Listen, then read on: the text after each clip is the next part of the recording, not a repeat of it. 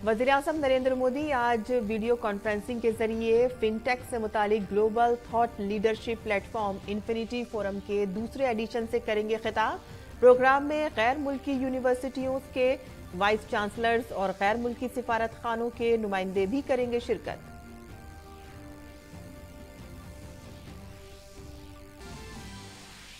वज़ीर-ए-आज़म मोदी आज video conferencing के जरिए विकसित भारत संकल्प यात्रा के मुस्तफिदीन से करेंगे बातचीत। प्रोग्राम में मुल्क भर से हजारों मुस्तफिदीन वर्चुअल तौर पर करेंगे शिरकत।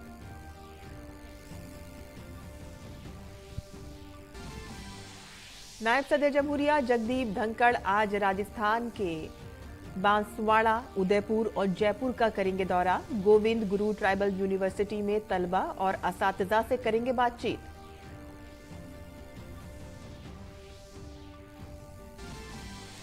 तमिलनाडु में फिर से बारिश हुई शुरू। थूथुकुडी और कोयम्बटूर के शहर के कई हिस्सों में बारिश जारी।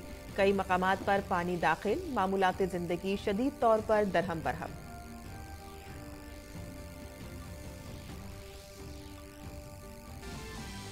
अमेरिका ने अक़वाम मुत्तहिदा की सलामती कौंसिल में इजराइल हमास तनाज़े से मुतालिक करारदाद को वीटो कर दिया। मुत्तहिदा अरब अमारात की करारदाद में इजराइल और हमास के दरमियान फौरी तौर पर इंसानी बुनियादों पर जंगबंदी का मुतालबा किया गया है।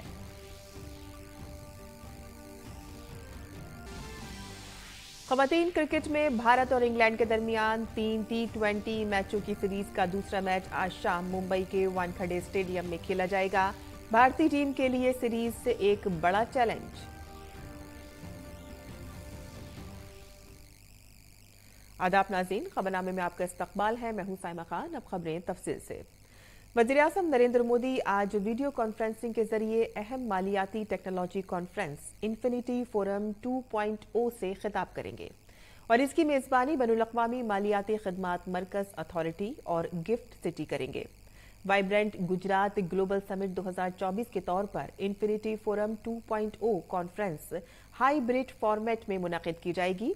ऑनलाइन और ऑफलाइन इन्फिनिटी फोरम मालियाती खदमात के लिए एक आलमी प्लेटफॉर्म है जहां दुनिया भर से तरक्की पसंद नजरियात, हालात हाजरा से मुंसलिक मसाइल, जदीद टेक्नोलॉजी की तहकीक की जाती है और इन पर तबादला ख्याल किया जाता है और ऐसे मसाइल को मवाक़ों में तब्दील किया जाता है।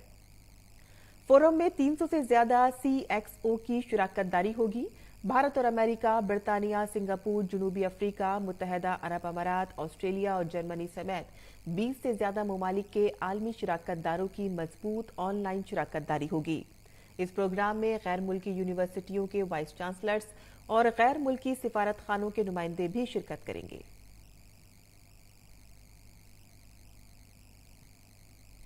वज़ीर-ए-आज़म नरेंद्र मोदी आज तकरीबन 12:30 बजे वीडियो कॉन्फ्रेंसिंग के जरिए विकसित भारत संकल्प यात्रा के मुस्तफिदीन से बातचीत करेंगे। इस मौके पर वज़ीर-ए-आज़म जलसे से खिताब भी करेंगे। इस प्रोग्राम में मुल्क भर से हजारों की तादाद में विकसित भारत संकल्प यात्रा के मुस्तफिदीन वर्चुअल तौर पर शामिल होंगे। प्रोग्राम के दौरान मुल्क भर से 2000 से ज्यादा VBSY वैन, हजारों कृषि विज्ञान केंद्र और कॉमन सर्विस सेंटर भी जुड़ रहे हैं। इस प्रोग्राम में मरकजी वुज़रा, अरकान पार्लियामेंट, रुकन असेंबली और मकामी सतह के नुमाइंदे भी बड़ी तादाद में शिरकत करेंगे। विकसित भारत संकल्प यात्रा मुल्क भर में हुकूमत की बड़ी स्कीमों को 100% मुकम्मल करने के साथ जारी है ताकि सभी मुस्तफिदीन को बर वक्त इन मंसूबों का फायदा पहुंचाने को यकीनी बनाया जा सके। वज़ीर-ए-आज़म नरेंद्र मोदी ताज़ा तरीन ग्लोबल लीडर अप्रूवल रेटिंग में सरफहरिस्त हैं। आलमी लीडरों के दरमियान वज़ीर-ए-आज़म नरेंद्र मोदी की दुनिया में सबसे ज्यादा 76% अप्रूवल रेटिंग है और उनके बाद मैक्सिको के आंद्रेस लोपेज ओब्राडोर का नंबर आता है जिन्हें 66% रेटिंग मिली है। पेरिस में तीसरे नंबर पर स्विट्जरलैंड के एलियन ब्रेस्ट है जिन्हें 58% अप्रूवल रेटिंग दी गई है। इस पेरिस में ब्राजील के लुला डी सिल्वा चौथे और ऑस्ट्रेलिया के एंथोनी अल्बनेज 5वें नंबर पर हैं। वज़ीर-ए-आज़म नरेंद्र मोदी ने जुम्मे की शाम लाल किले में पहले भारत आर्ट आर्किटेक्चर और डिजाइन BNL 2023 का इफ्तिताह किया। ये मुल्क में एक बड़े आलमी सकाफती इक़दाम को तरक्की देने और इदारा जाती बनाने के वज़ीर-ए-आज़म के विजन के मुताबिक मुनज़्ज़म किया जा रहा है। वजीर आजम ने आत्मनिर्भर भारत सेंटर फॉर डिजाइन का भी इफ्तिताह किया। देखते हैं हमारी ये खास रिपोर्ट।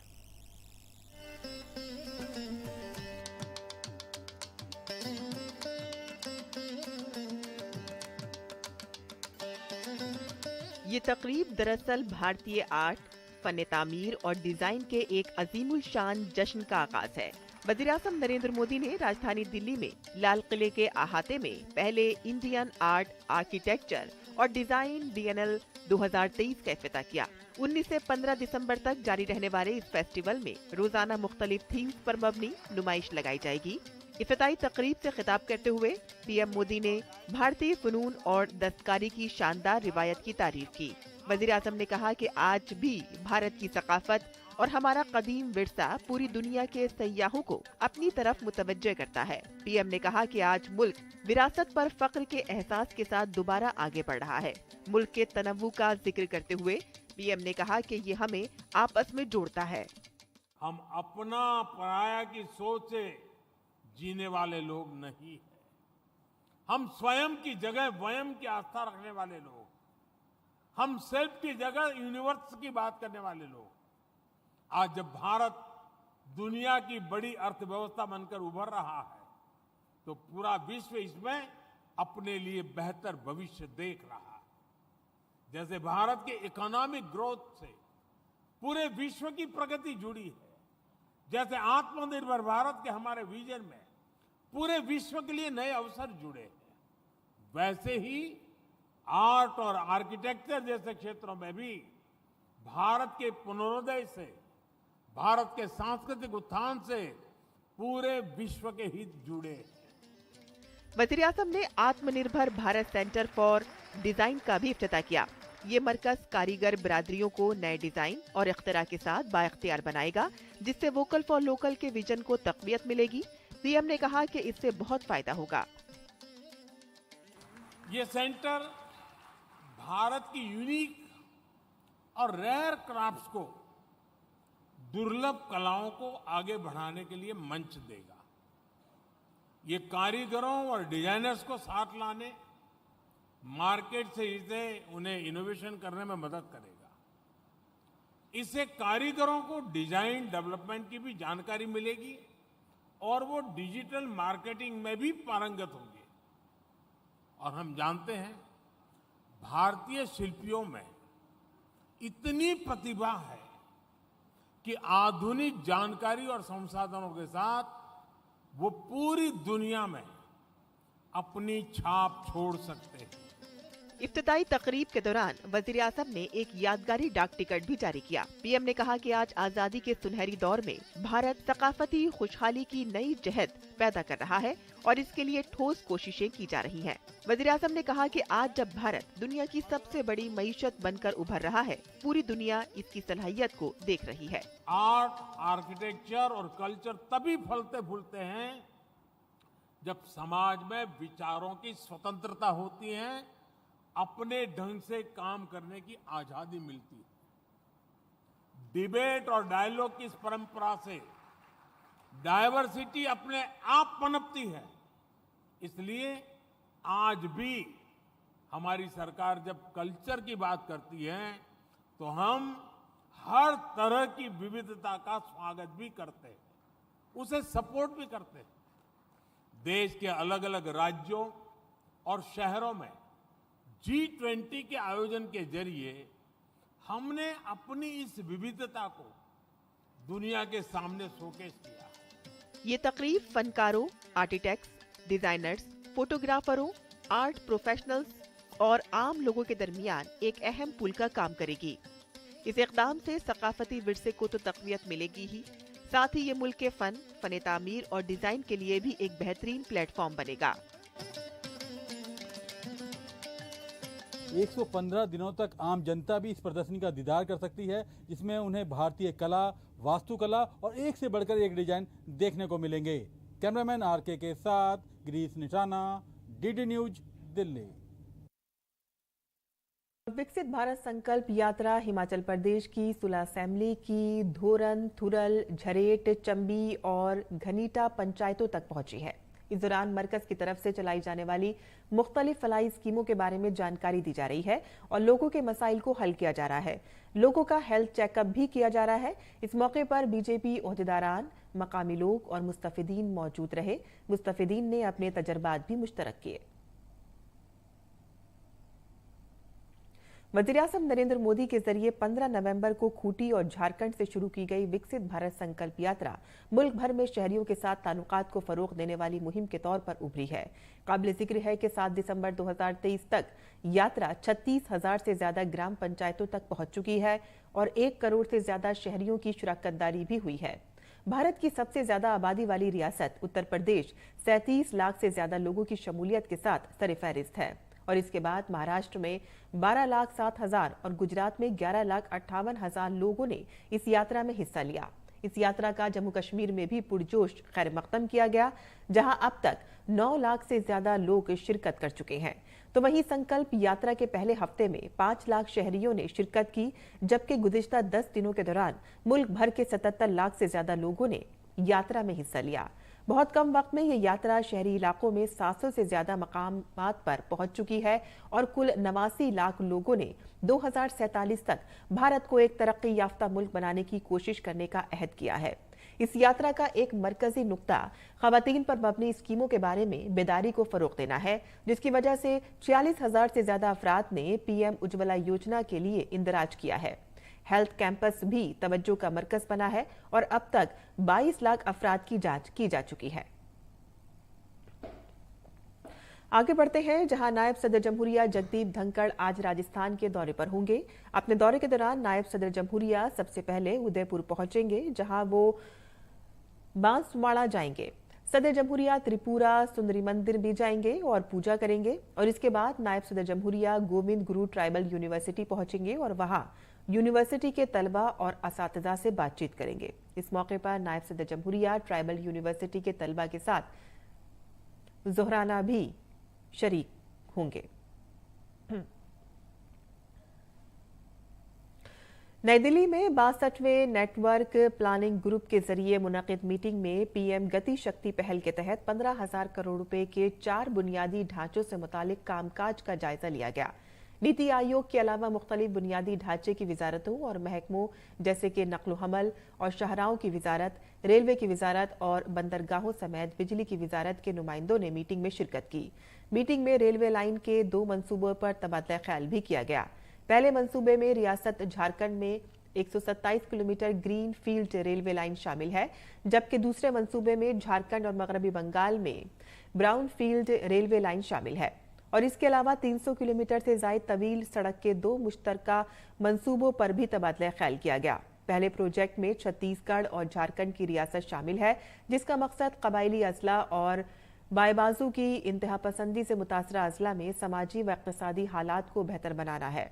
दूसरा सड़क मंसूबा आसाम और मिजोरम में वाक़ है, जो खित्ते में मुतबादिल राब्ते के रास्ते फराहम करता है।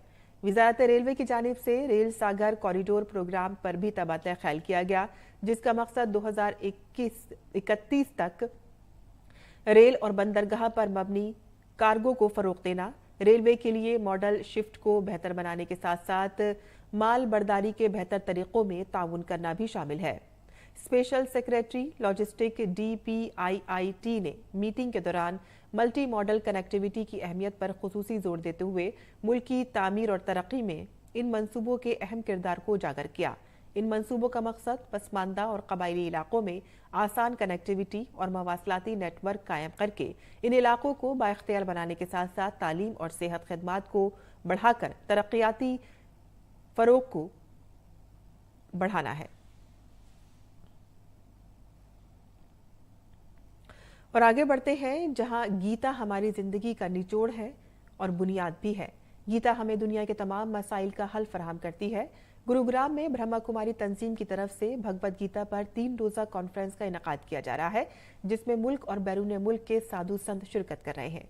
इस प्रोग्राम में भगवद गीता में मौजूद आलमी बहबूद की अहमियत पर तबादला ख्याल किया जाएगा।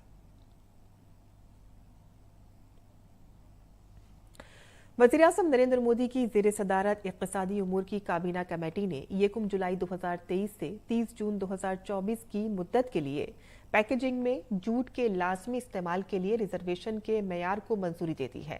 साल 2023-24 के लिए तस्लीमशुदा लाजमी पैकेजिंग मेयार के मुताबिक 100% ग़िज़ाई अजनास और 20% चीनी को जूट के थैलों में लाजमी तौर पर पैक किए जाने का इल्तिज़ाम है। इन इल्तिज़ाम से घरेलू जूट की पैदावार की फ़रोग़ मिलेगा और भारत की खुद इन्हिसारी को तक़वियत मिलेगी। जूट पैकेजिंग मटेरियल के निफाज से हुकूमत जूट मिलों और ज़ैली यूनिट्स में काम करने वाले 4 लाख मजदूरों को राहत फराहम करेगी और तकरीबन 40 लाख किसान खानदानों की रोजी रोटी को भी सहारा देगी। और इसके अलावा इससे माहौलियात के तहफ़्फ़ुज़ में भी मदद मिलेगी। जूट की सनत भारत की कौमी मईशत और ख़ास तौर पर मशरक़ी ख़ित्ते मगरबी बंगाल, बिहार, उड़ीसा, आसाम, त्रिपुरा, मध्य प्रदेश, आंध्र प्रदेश और तेलंगाना में अहम मकाम रखती है। ये ख़ास तौर पर मगरबी बंगाल की बड़ी सनतों में से एक है। भारत सरकार तकरीबन 12,000 करोड़ रुपए के जूट सैकिंग बैग खरीदती है, जो किसानों और मजदूरों के लिए जूट की पैदावार को यकीनी बनाता है। आगे बढ़ते हैं, जहां महकमे मौसमियात ने केरल, तमिलनाडु और पुडुचेरी में इतवार तक दोबारा बारिश का इम्कान जाहिर किया है। आइंदा 4 से 5 दिनों के दौरान केरल, तमिलनाडु, पुडुचेरी और कराईकल और लक्षद्वीप में अलग अलग मकामात पर हल्की से मुतवस्सित दर्जे की बारिश का इम्कान जाहिर किया गया है। महकमे मौसमियात ने कहा है कि पंजाब, हरियाणा, मशरक़ उत्तर प्रदेश, बिहार के मुख्तलिफ इलाकों में 2 दिन तक घने कोहरे के छाए रहने का इम्कान है। आसाम, मेघालय, नागालैंड, मणिपुर, मिजोरम और त्रिपुरा में भी घना कोहरा का इम्कान है। दिल्ली के लाल किले में भारतीय आर्ट, फन तामीर और डिज़ाइन पर नुमाइश में आर्ट्स मुनफरिद फ़न के नमूने पेश किए गए हैं और आर्टिस्ट शेखा इन फनकारों में से एक है। जी हाँ, उनके हाथों की बनाई हुई पेंटिंग्स भी नुमाइश में अपनी अलग पहचान बना रही है। शिखा की पेंटिंग कैसी है, इस पर हमारे नुमाइंदे गिरीश निशाना ने उनसे खुसूसी बातचीत की है। संस्कृति मंत्रालय द्वारा आयोजित इस प्रदर्शनी में एक से बढ़कर एक कला देखने को मिल रही हैं। शिखा जी हमारे साथ हैं, जो अपनी कारीगरी का हुनर दिखा रही हैं। यहाँ पे मैम, क्या दिखाने का प्रयास किया आपने? वैसे मैं तो आई एम वेरी हैप्पी कि मैं इस कल्चर, इस बिनाले का एक पार्ट बनी हूँ। वैसे मेरे प्रोडक्ट्स जो है वो ऑर्डिनरी से एक्स्ट्रा ऑर्डिनरी की तरफ लेके जाते हैं। जैसे थोड़ा सा curated, hand painted, thematic subject है ये। और जैसे कि आप देख सकते हैं अलग अलग नेचर और ये सब डिपिक्ट करते हैं इंसान के। कहाँ से आपको प्रेरणा मिली और किस तरह से आपने इनकी शुरुआत की? इसकी शुरुआत तो घर से ही हुई है कि जैसे मैंने कुछ प्रोडक्ट्स बनाए मेरे हस्बैंड के लिए या फैमिली मेम्बर्स के लिए हो, बस वहीं से मेरे हस्बैंड ने थोड़ा पुश किया और मैं आज यहाँ पर हूँ बिनाले में। आपके इन उत्पाद की क्या खासियत है और औरों से कैसे अलग है? ये एक थीमेटिक है बेसिकली, जो आपके मन में है या जो आप चाहते हैं वो मैं इस प्रोडक्ट पर, फैब्रिक पर उतारने की कोशिश करती हूँ। जैसे आप देख पाएंगे इधर 26 जनवरी या 15 अगस्त के लिए अगर आप कुछ स्पेशल पहनना चाहोगे तो वो हिसाब से I am proud to be Indian, या फिर जैसे ये राम जी के हिसाब से बनी हुई शॉल है तो जैसे क्यूरेटेड है, थीम्ड है। अपने आप में अलग हटकर ये प्रदर्शनी है, इसके लिए क्या कहना चाहेंगे, क्योंकि पीएम ने इसका उद्घाटन किया? ये हमारे लिए एक बहुत प्रोत्साहन वाली बात है कि हम जैसे हाउसवाइफ जो है और घर में कुछ दिमाग में तो होता है पर कुछ कर नहीं पाते हैं, तो हमें थोड़ा पुश मिला है पीएम की तरफ से। Thank you. तो कहीं ना कहीं एक अद्भुत प्रदर्शनी कहा जा सकता है। कैमरामैन आरके के साथ गिरीश निशाना, डीडी न्यूज, दिल्ली। और मगरबी बंगाल से भारतीय जनता पार्टी के एमपी लॉकेट चैटर्जी ने लोकसभा से निकाली गई टीएमसी एमपी महुआ मोइत्रा पर खवातीन का कार्ड खेलने का इल्जाम लगाया है। हमारे नुमाइंदे राजेश राज ने पार्लियामेंट हाउस के अहाते में बीजेपी रुकन पार्लियामेंट लॉकेट चैटर्जी के साथ खुसूसी बातचीत की। बीजेपी रुकन पार्लियामेंट ने कहा कि लगता है कि कांग्रेस महुआ के साथ खड़ी है क्योंकि वो इंडिया इत्तेहाद को टूटने से रोकना चाहती है, लेकिन ये इंडिया 1 माह में खत्म हो जाएगा। बंगाल से भारतीय जनता पार्टी की सांसद लॉकेट चैटर्जी महुआ मोइत्रा के सवाल पर हमारे साथ बातचीत के लिए मौजूद हैं। मैम, महुआ बाहर निकली, उन्होंने कहा कि एक विमेन को परेशान किया जा रहा है, जानबूझकर निष्कासित किया गया है। बंगाल में तो एवरीडे वुमेन को परेशान किया जाते हैं। बंगाल में तो एवरीडे वुमेन के ऊपर अत्याचार होते हैं, रेप होते हैं। एक महिला मुख्यमंत्री होने के बावजूद भी सब वुमेन्स का वस्त्रहरण होता है, वस्त्रहरण का वीडियो भी पुलिस के सामने होता है, वायरल होता है, उसके बाद भी ये लोग कुछ नहीं करते। अचानक इन्होंने महिला विक्टिम कार्ड यहाँ पे प्ले किया। बंगाल में होना चाहिए था, लेकिन जो चोरी किया है, चोरी करने के बाद ये मतलब कार्रवाई को वस्त्रहरण बोलते हैं। कार्रवाई का दूसरा वर्ड क्या वस्त्रहरण होता है। हम लोग चुन के आते हैं कि प्रतिनिधि होके, नॉट महिला होके। महिला भी आते हैं, पुरुष भी आते हैं, लेकिन यहाँ पर महिला विक्टिम कार्ड प्ले करना ये उचित नहीं है। एक जो चौंकाने वाली बात दिखाई पड़ी कि निष्कासन के बाद जब वो बाहर निकली, वो सांसद टीएमसी की हैं, लेकिन उनके साथ राहुल गांधी और सोनिया गांधी नजर आ रहे थे। तो ऐसा माना जा रहा है कि कांग्रेस जो है वो महुआ के सवाल पर कहीं ना कहीं सत्ताधारी पार्टी को घेरने की तैयारी कर रही है। इसको कैसे देखती है? कांग्रेस का कुछ है क्या? अभी तो कुछ बचा नहीं है कांग्रेस का, इसलिए तो टीएमसी को, तो अभी टीएमसी को कांग्रेस का जरूरत था, अभी कांग्रेस को टीएमसी को जरूरत है, इसलिए पास आके खड़ा हो गया है। सब लोग अपना अपना बचने के लिए ये सब INDIA का मतलब टीम बनाया है। ये टीम भी 1 महीने बाद खत्म हो जाएंगे। कैमरामैन प्रमोद नेगी के साथ संसद भवन से मैं राजेश राज, DD न्यूज के लिए। और एंटीबायोटिक्स का गलत इस्तेमाल, यानी कि डॉक्टर के मशवरे के बगैर एंटीबायोटिक्स का इस्तेमाल मुहलिक हो जाता जा रहा है। हर साल 10 लाख लोग इसकी वजह से मर रहे हैं। आलमी इदारा सेहत ने इसे 10 संगीन बीमारियों के जुमरे में रखा है। माहिरीन का कहना है कि अगर हमने बरवक्त इस बारे में चौकन्ना न किया तो ये एक बड़ी वबा की शक्ल इख्तियार कर लेगा। अक्सर लोग नज़ला और खांसी के लिए दवाइयों की दुकान से एंटीबायोटिक ले लेते हैं, जबकि नज़ला और खांसी एक वायरल बीमारी है जिसमें एंटीबायोटिक काम नहीं करती। एंटीबायोटिक्स के गलत इस्तेमाल और काउंटर पर दस्तयाब एंटीबायोटिक के अंधाधुंध इस्तेमाल की वजह से बहुत से नए मसाइल पैदा हो रहे हैं। लोग डॉक्टर के मशवरे के बगैर एंटीबायोटिक का इस्तेमाल कर रहे हैं। इसी की वजह से एंटी माइक्रोबायल मज़ाहमत बढ़ती जा रही है, जिसकी वजह से जिस्म पर एंटीबायोटिक का असर आहिस्ता आहिस्ता कम होता जा रहा है। AMR को one of the top issues, 10 top health problems में WHO ने इसे रखा है। इसका सबसे बड़ा कारण है, देखिए, पॉल्यूशन भी एक बहुत बड़ा कारण है, unhygienic conditions, safe water, sanitation ये ना होना, ये भी एक बहुत बड़ा कारण है। प्रेस्क्रिप्शन पे भी हमें कंट्रोल लगाना है, डॉक्टर्स पे उनको सेंसिटाइज करना है। पर उससे बड़ी प्रॉब्लम है ओवर द काउंटर। हमारे यहाँ कोई इस तरह का कंट्रोल ही नहीं है कि कोई भी किसी फार्मेसी की दुकान पे जाए और कोई भी दवाई ले सकता है। तो वो सबसे ज्यादा कंट्रीब्यूट कर रहा है AMR के अंदर। माहिरीन का कहना है कि लोग डॉक्टर के मशवरे के बगैर एंटीबायोटिक का इस्तेमाल हरगिज ना करें। ओवर द काउंटर जाके एंटीबायोटिक ना खरीदें, अपने आप दवाइयाँ ना लें, और एंटीबायोटिक केवल तभी लें जब किसी मॉडर्न मेडिसिन के पढ़े लिखे डॉक्टर ने ही आपको लिखी है, तभी लें, वरना ना लें। और स्वच्छता का ध्यान रखें, अपनी हाइजीन का ध्यान रखें। ये लोगों के हाथ में है जो लोगों को करना चाहिए। एंटीबायोटिक्स का ज्यादा इस्तेमाल न सिर्फ इंसानों बल्कि जानवरों और माहौल के लिए भी बड़ा खतरा है। ऐसी सूरत हाल में जरूरी है कि डॉक्टर के मशवरे के बगैर एंटीबायोटिक्स ना लें, वरना एंटीबायोटिक्स बेअसर हो जाएंगी। नितेंद्र सिंह की रिपोर्ट, DD न्यूज। और बैनुल-अक़वामी खबरों में अमेरिका ने अक़वाम मुत्तहिदा की सलामती कौंसिल के मुजव्वज़ा मुतालबे को वीटो कर दिया है, और इसमें सलामती कौंसिल ने इसराइल और हमास के दरमियान तौर पर इंसानी बुनियादों पर जंग बंदी का मुतालबा किया था।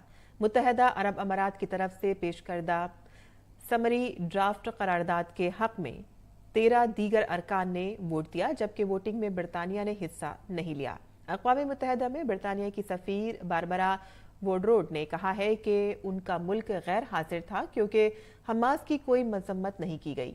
काबिल जिक्र है कि ये वोटिंग होने की वजह एंटोनियो गुटरेस के जरिए 15 रुकनी कौंसिल को 2 महीने से जारी जंग के बारे में रस्मी तरीके से मुतनब्बे करना पड़ा है। अमेरिका ने इस मुसव्वदे में काफ़ी तरमीम की पेशकश की थी, जिसमें 7 अक्टूबर के हमास के हमलों की मजम्मत भी शामिल थी।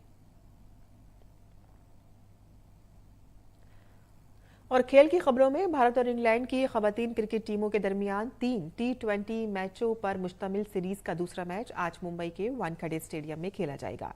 सीरीज का पहला मैच इंग्लैंड ने जीता था और इसलिए भारतीय टीम के पास दूसरा T20 किसी भी कीमत पर जीतने का चैलेंज है। ताहम पहले मुकाबले में भारतीय टीम की कारकर्दगी काफी मायूसकुन रही। टीम को बल्लेबाजी और गेंदबाजी दोनों में बेहतरी लाने की जरूरत है। शेफाली वर्मा के अलावा बाकी तमाम बल्लेबाजों की अच्छी कारकर्दगी नहीं रही। इंग्लैंड की टीम ने जहां अपनी कारकर्दगी को बरकरार रखा तो वहीं टीम की बल्लेबाजी और गेंदबाजी दोनों बहुत मजबूत हैं। ऐसे में टीम अपनी कारकर्दगी को बरकरार रखना चाहेगी। वहीं मलेशिया में खेले जा रहे मर्दों के जूनियर हॉकी वर्ल्ड कप में आज अपने आखिरी ग्रुप राउंड मैच में भारत का मुकाबला कनाडा से होगा। भारतीय टीम ने इस मुकाबले में कोरिया को शिकस्त देकर शानदार शुरुआत की थी, लेकिन इसके बाद टीम को स्पेन के हाथों शिकस्त का सामना करना पड़ा। ऐसे में टीम को नॉकआउट तक पहुंचने के लिए कनाडा की टीम को बड़े मार्जिन से शिकस्त देनी होगी। कनाडा की बात करें तो ये टीम अपने पहले 2 मैचेस हार चुकी है।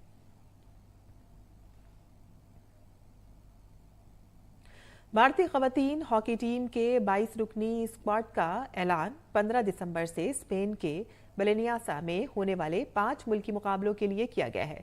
इस मुकाबले में भारतीय टीम की कमान गोलकीपर श्वेता पुनिया के कंधों पर रहेगी। टूर्नामेंट में भारत के अलावा आयरलैंड, जर्मनी, स्पेन और बेल्जियम की टीमें शिरकत करेंगी। अगले साल 13 जनवरी से शुरू होने वाले FIH hockey Olympic qualifier Ranchi 2024 से कबल तैयारी के लिए इस टूर्नामेंट को बहुत अहम समझा जाता है और वंदना कटारिया को इस टूर्नामेंट के लिए टीम की नायब कप्तान बनाया गया है।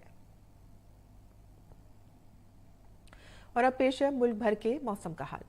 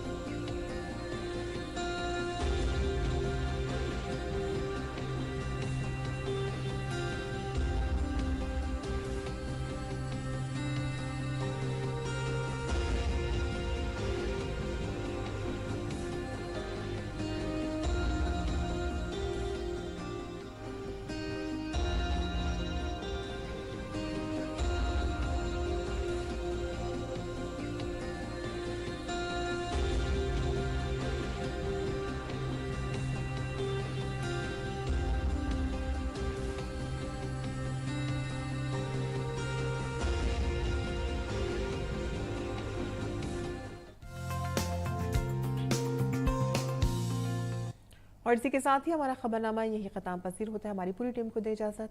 आदाब।